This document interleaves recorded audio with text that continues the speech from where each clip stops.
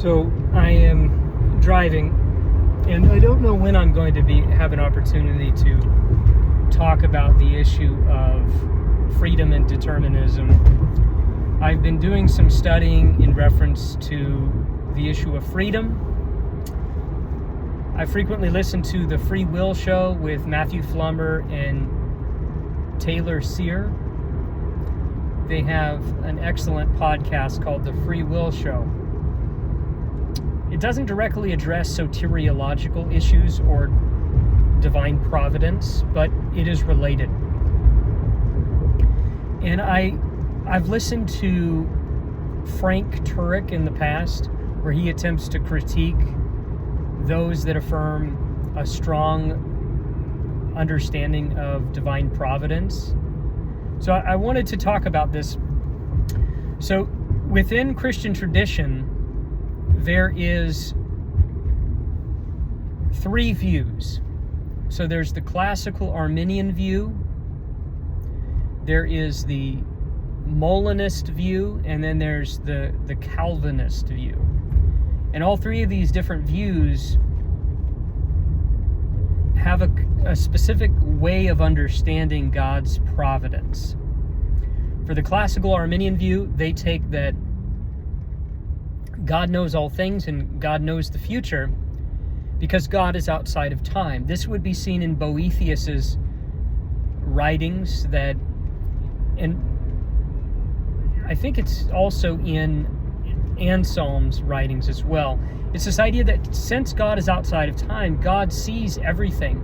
He sees the past, present, and future, and they are all equally real before God. And so that's how God knows what you will do. But God does not cause you to act. For the Classic Arminian view, an individual, like a free creature, like an angel or a human being, they have distinct causal powers that are concurrent with God's causal powers. So God obviously preserves everything, but God preserves free creatures' ability to act. God causes free creatures to be able to make a decision or choose. So we could understand concurrence in this way, that God concurs with the free creature's will to act, because God is sustaining everything. So there might be some parallels here to the Molinist perspective as well, but it's the idea that each free creature that God has made, that God has created, has causal powers. We can even think of this in terms of agent causation, that each free agent has within its ability to cause its actions. And this causal activity, the free agent is the source of his actions or acts. And the Classical Arminian view there is a primary secondary causation distinction. They will affirm that God is the primary cause and creatures are the secondary causes. Now, what kind of freedom human beings have? Well, there are going to be different schools. Some are going to be sourcehood libertarians, and others are going to be some sort of libertarian that requires leeway, freedom, the ability to choose between contrary choices. And this idea of principle of alternative possibilities, that a free agent must have the ability to choose to act or refrain from acting, right? They must have the ability to do the opposite of what they do. Sometimes this is called contra-causal freedom, but it's the idea that you can choose between a range of options and nothing determines your choice. You may have influences that can influence your choice, but there is nothing that is determining your decision except you as an agent, right? And so it's the agent as the source of the action. or the act. And God is outside of time, so that's how God knows what you will do. And God is determining what you do in the sense that God is preserving your causal powers. And He is determining everything by controlling everything in the sense that, because there's not a meticulous providence. It's typically understood, it's qualified, so that God does not cause free agents to act, but God does cause everything else that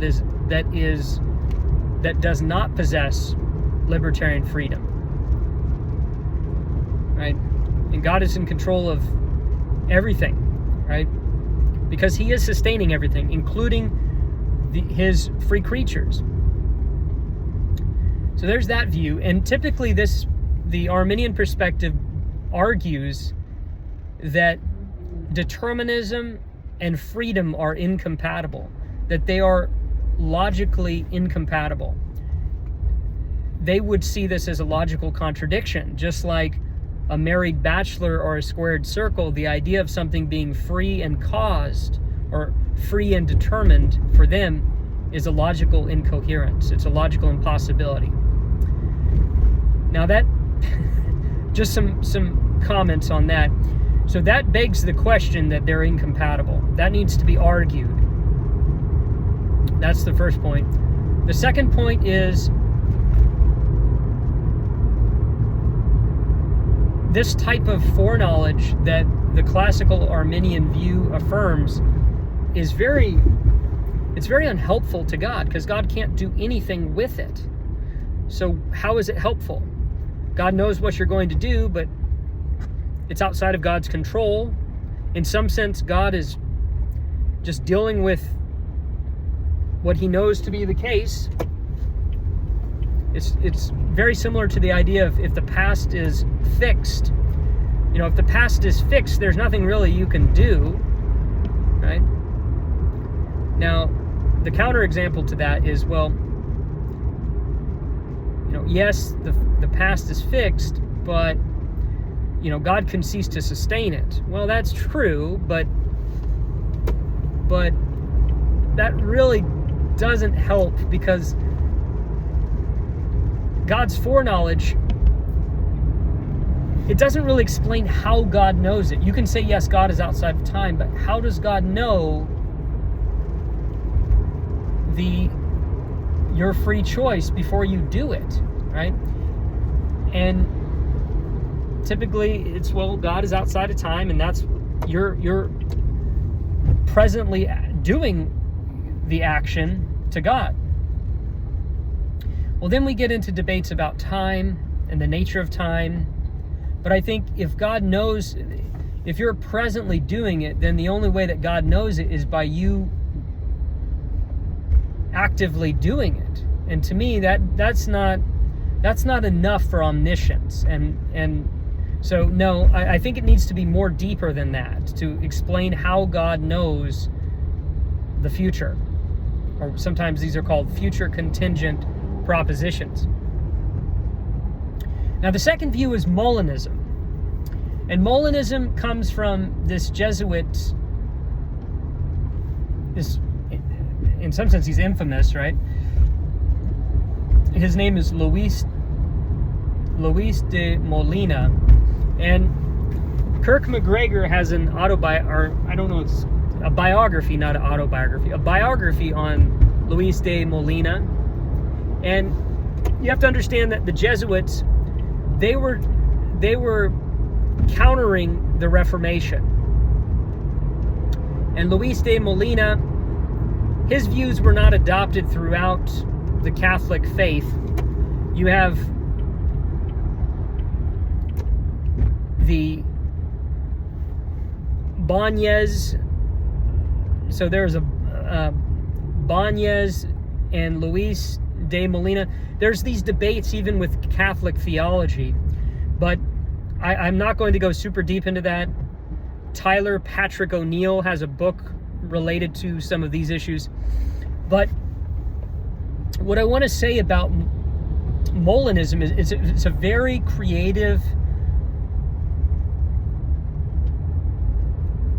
thesis to try and articulate a way in which libertarian freedom and meticulous providence can be they can be put together in such a way that it would be consistent and coherent, right? There is a few different ways of articulating, but let's just focus on the way that is commonly explained or proposed. So the idea of Molinism is that God not only knows what you will do, which is what the Classical Arminian says, is that, God knows what you will do. That is the idea, God is outside of time, so he knows what you will do. Not only does God know that, but God also knows what you could do, the possibilities, all the different possibilities. But in addition to that, God also knows what you would do. And this third category of would is the subjunctive mood when we talk about language, if-then types of statements. If I were rich, then I would buy a Honda Civic. These types of statements where God has this hypothetical knowledge that not only God knows what you will do, what you could do out of all the possibilities, but he also knows what you would do if God were to put you in different circumstances, how you would act. And this third category of knowledge, this hypothetical knowledge, God uses it before he creates the world, before he decrees what type of world he will create. And you can think of the different ways that God can create the world. You could think of it in terms of a set of propositions that describe everything about the world. And those descriptions are unique based upon the type of free creatures God creates. And these world descriptions, God knows all of them, and he knows if he puts Peter, let's say Peter, the disciple of Jesus, if he puts Peter in circumstances 1, Peter will deny Jesus 3 times, but if God puts Peter in circumstances 2, he will not deny him. And so God meticulously controls everything because he guides every fact, every atom in the universe in such a way that God guides his free creatures to act without infringing upon their freedom. And he puts them in circumstances knowing what they would do. And that's how God is able to guarantee that the world will have an outcome in exactly the way God intends it. And on Molinism, the main issue is, well, how does God have this knowledge in which God knows what you would do? This is called the grounding objection.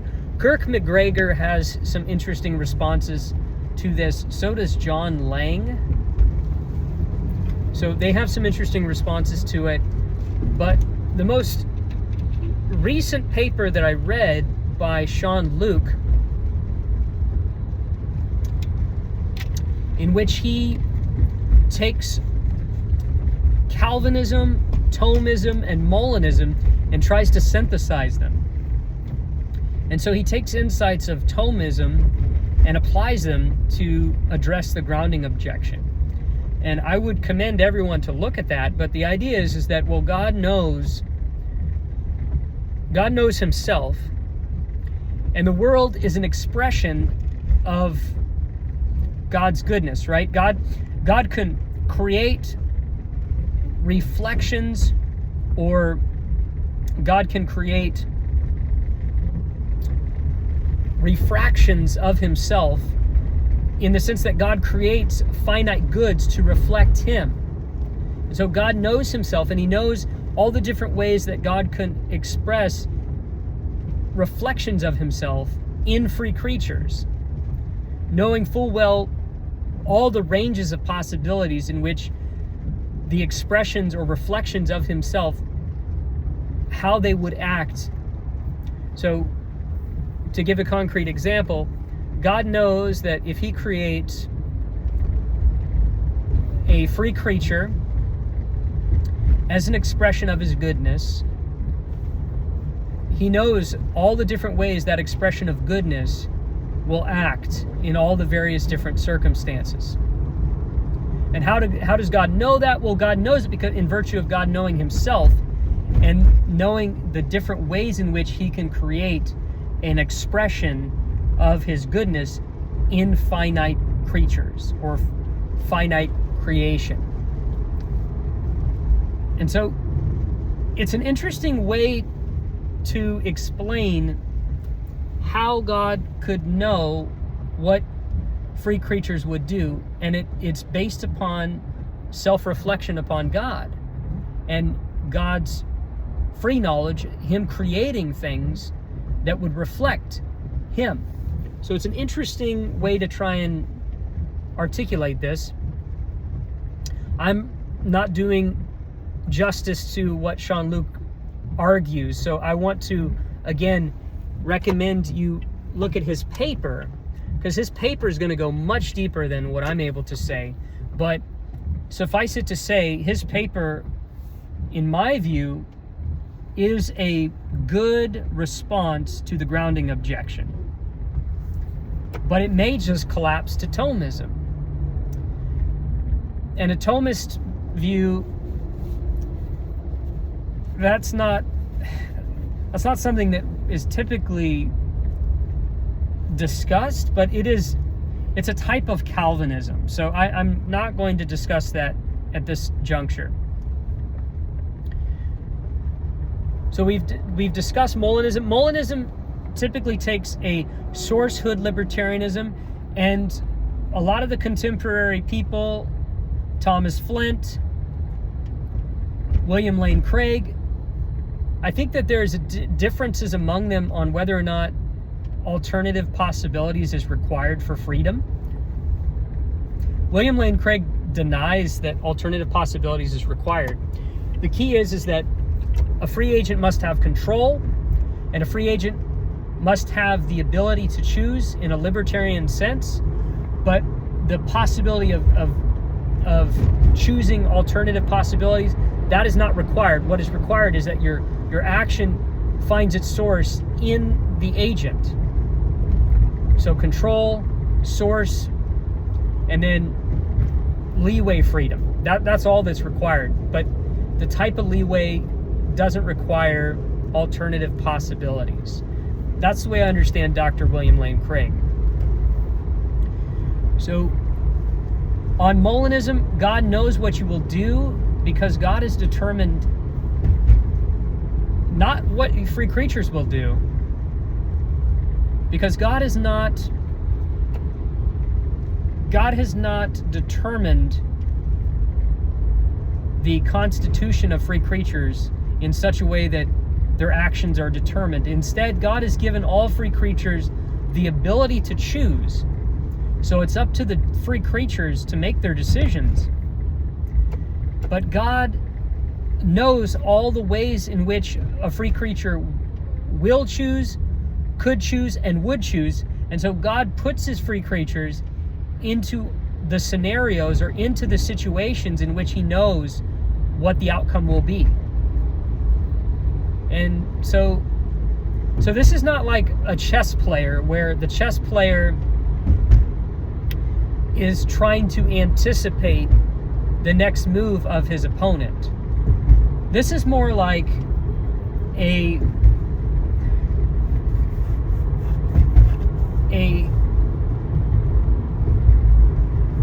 unscripted show in which both the director and the actors are working together to bring about a coherent and consistent story.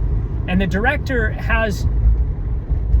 knows all of the actors' dispositions, or all of the actors' characters, and so the director puts the actors in situations knowing what they would do. So that might be a better analogy. Or you could think of it as like a director that has a whole bunch of scripts. And these scripts are, he's directing the actors, and the actors follow the scripts, but the director himself is not the one, he's not the sole one that wrote the screenplay for the movies. Instead, it's the director and the actors together writing the screenplays. It's kind of like that. Now, the next view, which is the classic Calvinist view, says that, well, the reason why God knows what will happen is because God determines everything. And the type of determination is a kind that is compatible with freedom. Freedom is where free agents choose what they most want to do. It is not a categorical type of freedom. It is a conditional type of freedom in which an agent does what they want to do, and because the agent acts in accordance with their prevailing desires or their wants, then they are free. The agent has control over their actions, has control over their choices, and in that sense, the source of their action is within the agent. They don't need the categorical ability to choose between options. What they need is simply the conditional ability to choose between options. If they have before them option A and B, and they get to choose what they most want, then they have freedom. And so this is the consistent understanding of freedom for the Calvinist. Now, the libertarian conception of freedom will immediately say, well, if you don't have the ability to do otherwise, then you're not really free. And that is contested even among libertarians. So that needs to be defended, that claim. But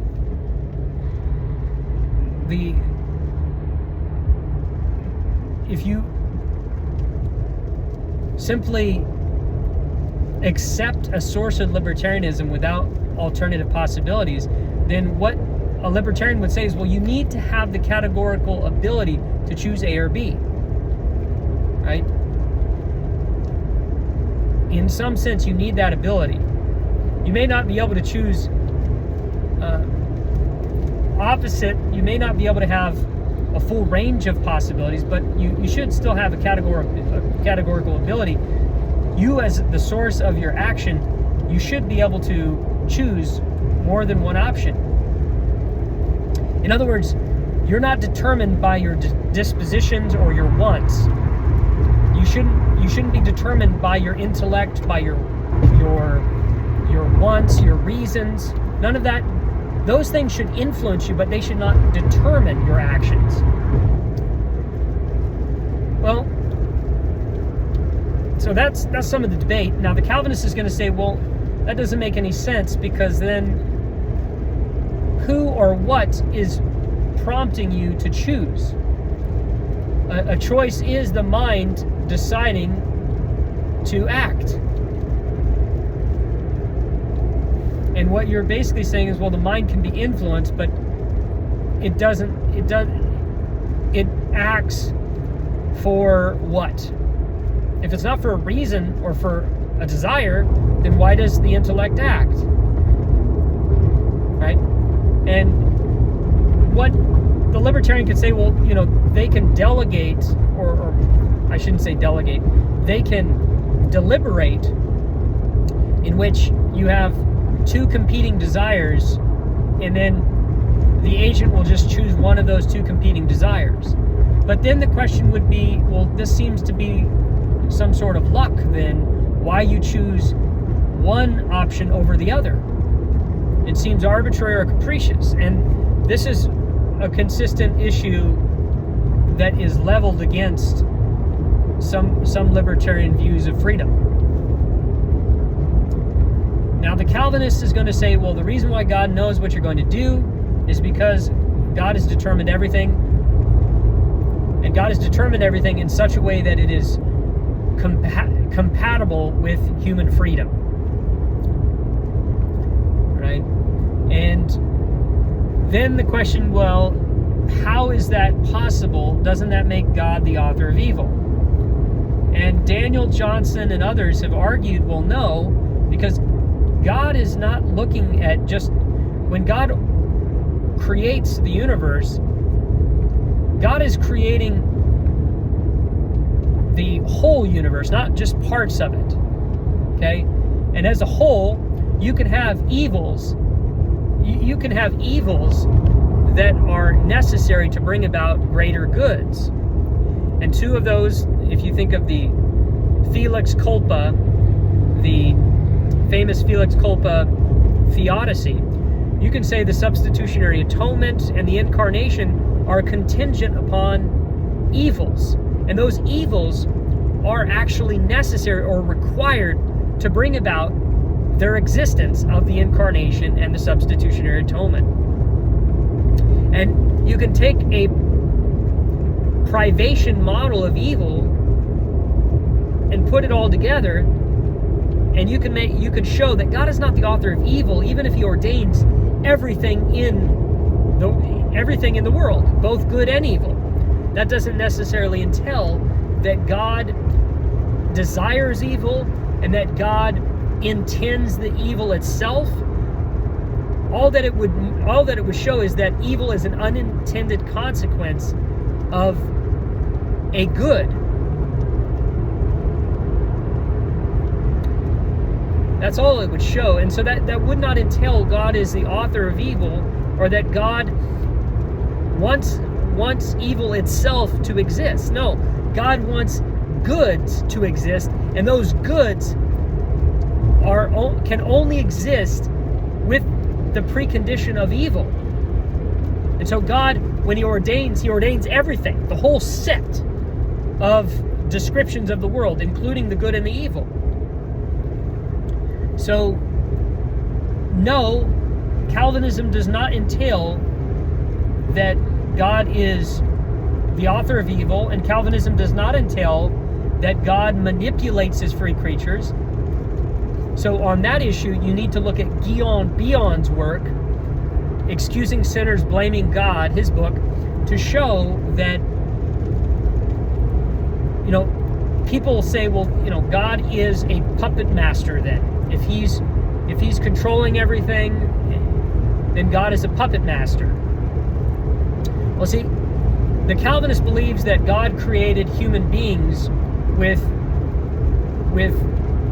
phenomenological and phenomenological consciousness, that we are cognitive creatures that think, that are self-aware. So we are not a puppet. A puppet does not have self-knowledge or self-consciousness or a first-person perspective. Human beings do. And because human beings have this first-person perspective, we are metaphysically, there's a moral difference. There's a metaphysical difference between a puppet and a human being.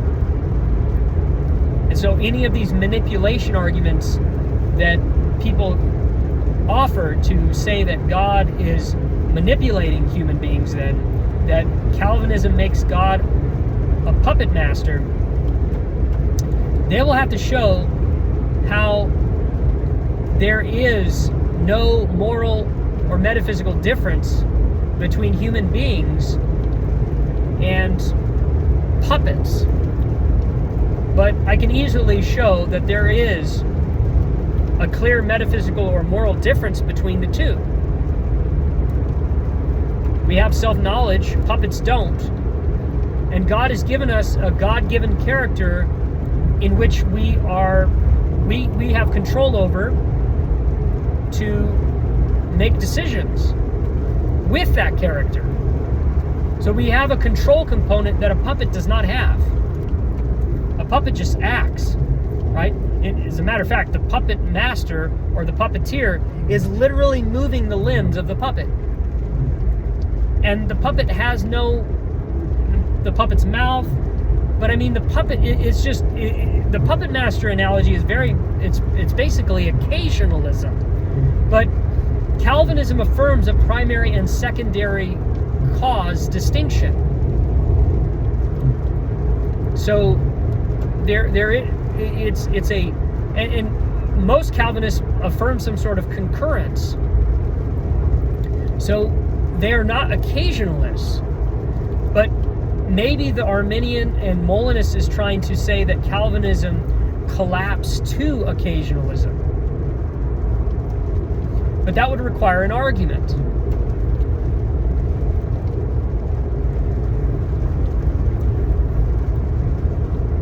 Okay, well, God is not the author of evil.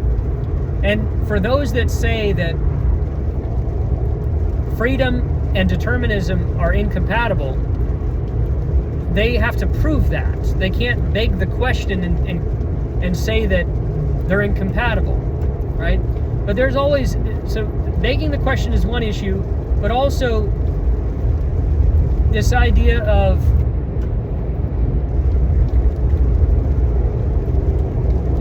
there's a lot of, I think that's the main issue, to be honest, is just begging the question.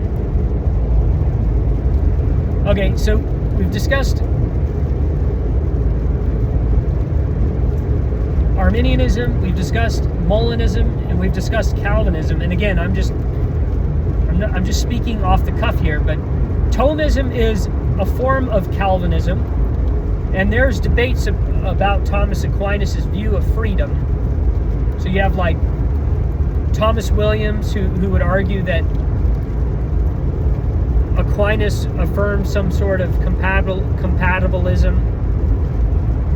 And then you have others that say Aquinas affirmed libertarian freedom.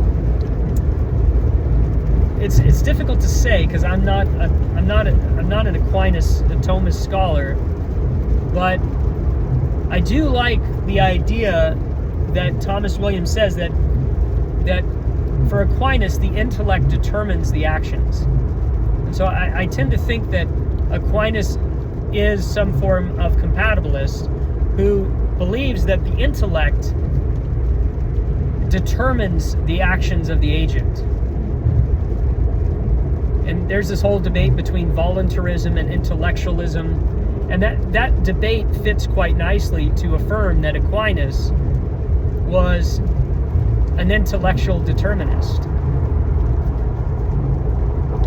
And if that's true, that makes sense of how agents choose, that their intellect determines their choices. So in some sense you could say that the reasons are the motivating, you have these motivating reasons that determine your actions, utilizing your intellect, right?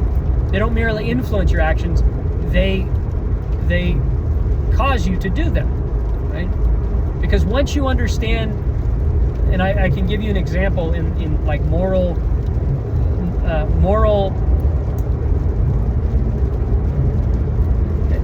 meta-ethics, this distinction between externalism and internalism.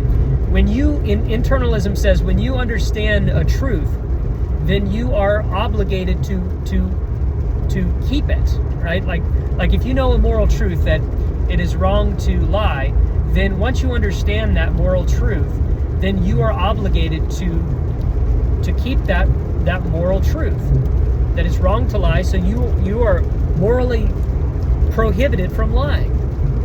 Well, in a similar way, when you know something, when you have a particular reason, it's going to cause you to act consistent with that reason. Okay? So, now Aquinas thinks that God determines everything in a way in which God is the primary cause of everything. So, for Aquinas, God moves everything. Everything is moved by God. God is the primary mover, the unmoved mover. And He is causing all bodies, all physical bodies, to move. And so your will is caused by God in such a way that you are still free in your decision.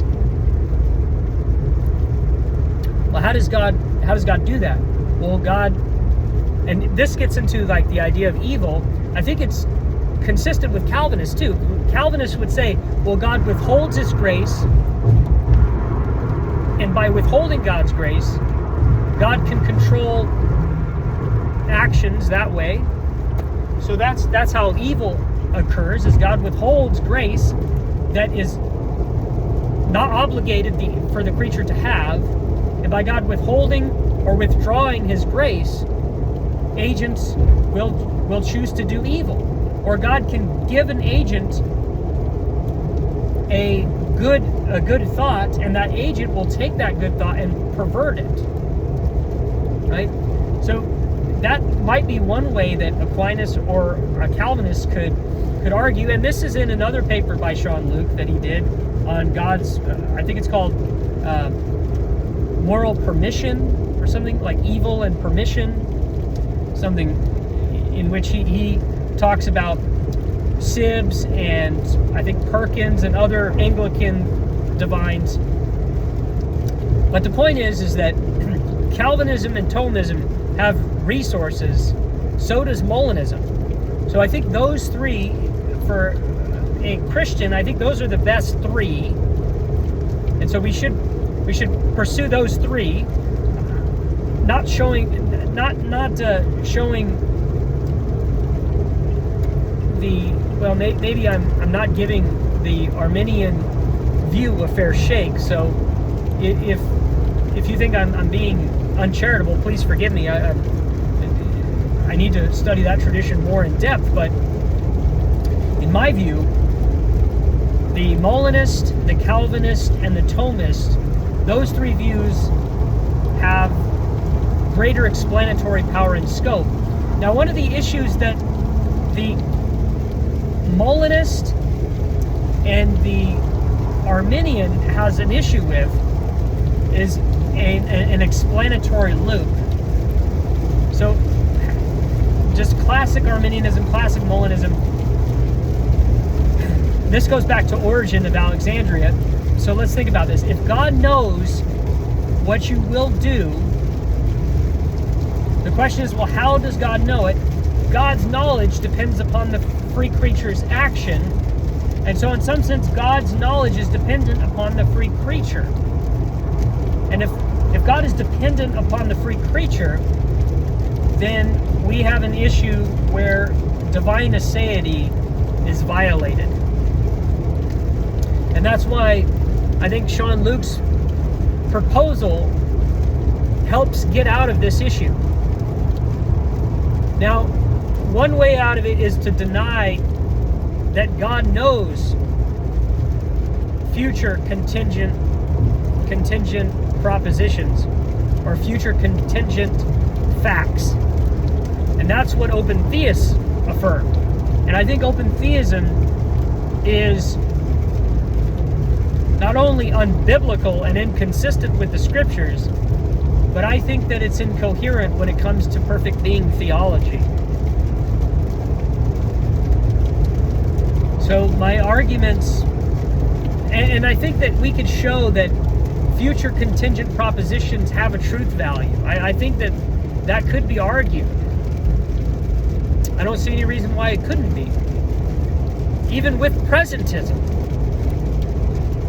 So I think the openness view, that is a dead end. And the classic Arminian view, I think that's a dead end. So the three main views are either Molinism, Thomism, or Calvinism. And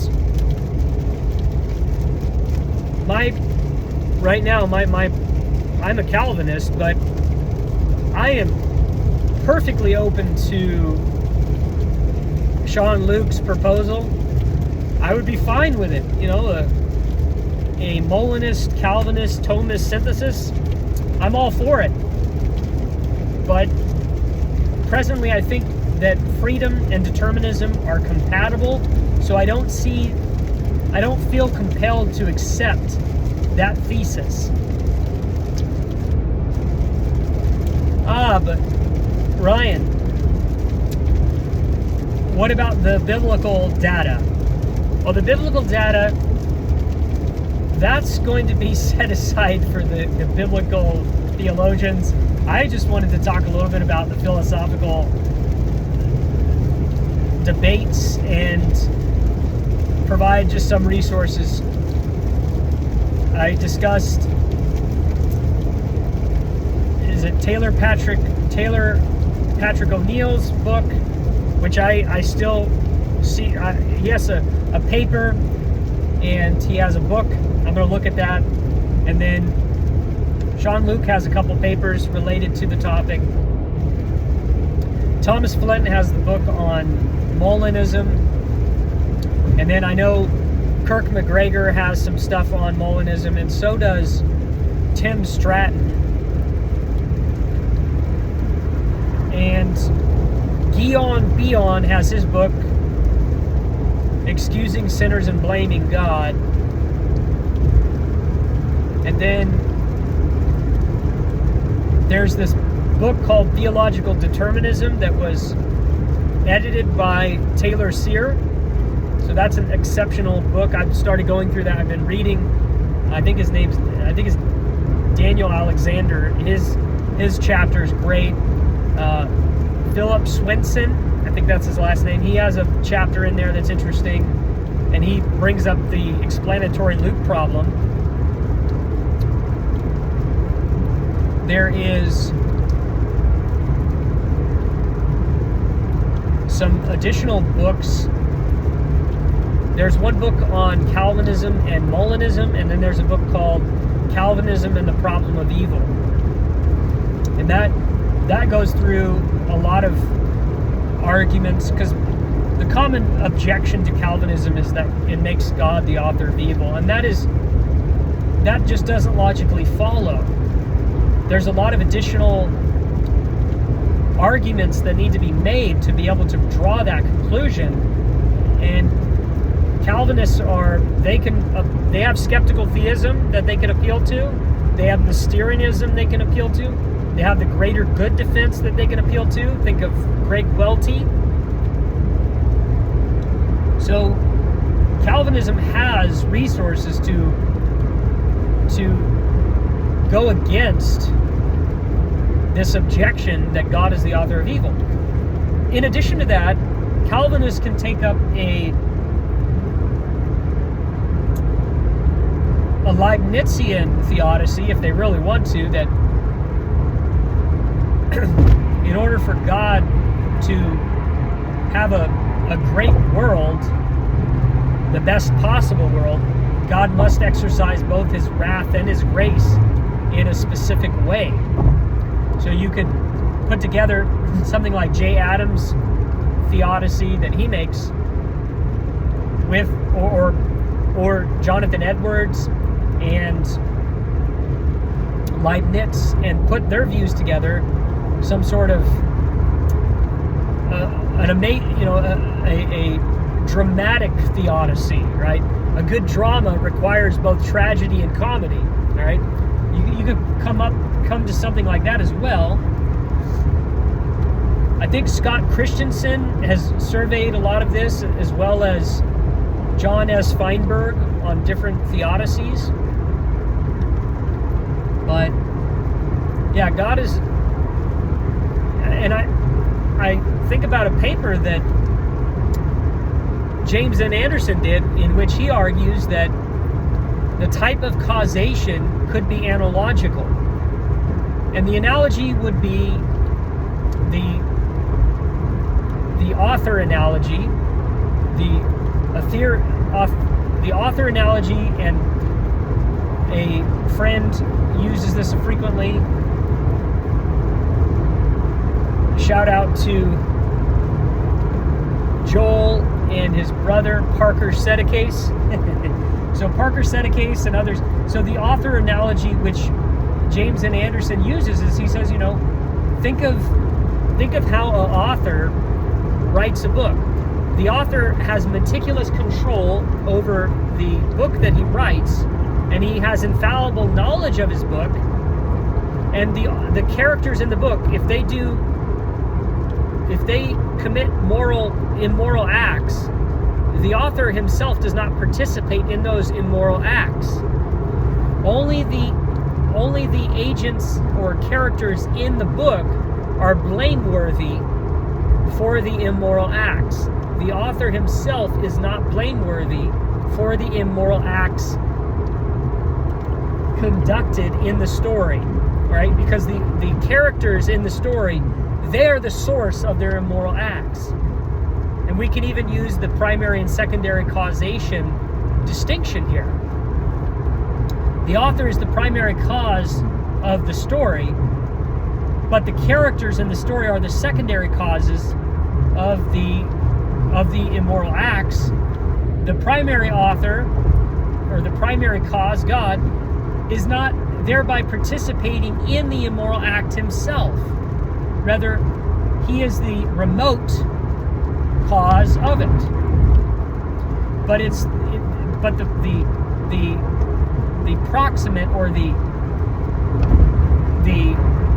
direct cause of the immoral acts is the creature, is the character in the book. So the author analogy is helpful to underscore the differences between Calvinism and other forms of divine providence and human freedom. So on the Calvinist and the Molinist views, and even in the Classical Arminian views, all of them want to affirm some sort of dual causation, that the agent has causal powers and God has causal powers, and that they are working in concert with one another in some way, shape, or form.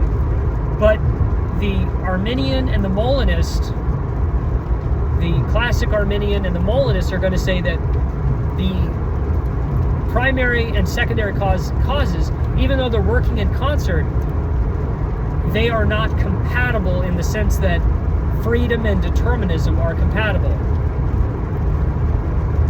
Right? And so the Thomist and the Calvinist, they're the ones that are going to affirm compatibilism. So here's an interesting discussion on divine providence and human freedom. Check out R.T. Molin's podcast, The Reluctant Theologian, because he's going to be doing some various podcasts on divine providence that might be helpful. And check out The Free Will Show with Taylor Sear and Matthew Flummer. I think that show is extremely helpful. And related to this topic, I'll try and bring up later, maybe in a YouTube short, another issue separate from this, but it is related, which is God praiseworthy or blameworthy for his actions? So this is God a moral agent? And it's an interesting topic. I'll try to discuss that later. Peace and God bless.